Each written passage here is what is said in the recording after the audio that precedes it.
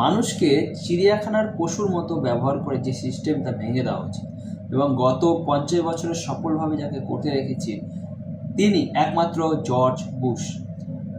Reagan, Clinton আর ছেলে junior Bush, Obama বা ট্রাম্পের মতো তিনি 8 বছর রাজ করেন, মাত্র 4 বছর ছিলেন এবং সেটাই যথেষ্ট।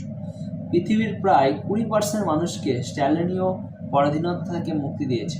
সোভিয়েত পূর্ব ইউরোপের মানুষের পরাধীনতার শৃঙ্খল ভেঙে গুড়িয়ে দেন। যদিও চীন, উত্তর কোরিয়া, কিউবা, ভেনেজুয়েলা সহ কিছু দেশের এখনও মানুষকে চিড়িয়াখানার পশুর মতো পরাধীন রাখা হয়েছে। ট্রাম্প এবং আমেরিকায় উচিত এই সিস্টেম সম্পূর্ণ ভেঙে দেওয়া। পৃথিবীর প্রায় 50% মানুষ আজও পরাধীন এবং চিড়িয়াখানার জন্তুর মতো জীবন কাটাচ্ছে। আফগানিস্তান, ইরান সহ বহু দেশের মধ্যে আছে যেখানে মানবাধিকার বলে কোনো ব্যাপার নেই।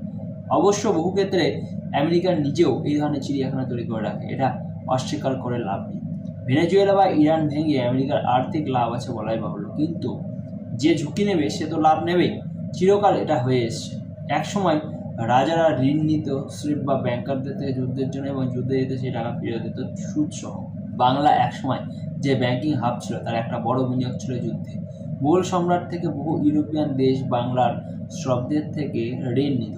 আজ আমেরিকার কাছে জোর আছে, তারা সেই কাজ করছে। আজকে বলেছে যদি ভারতকে কাল আমেরিকা আক্রমণ করে, করবে না, কারণ ভারতের প্রাকৃতিক সম্পদ নেই।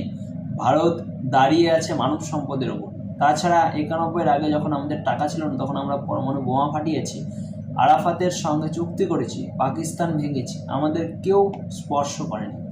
আজ অসম্ভব।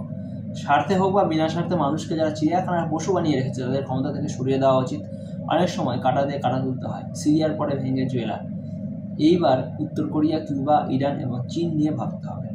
মার্ক্সবাদ মানব সভ্যতার সবচেয়ে বড় অভিশাপ, একে নির্মূল করতেই হবে, মানব সভ্যতাকে বাঁচাতে হবে।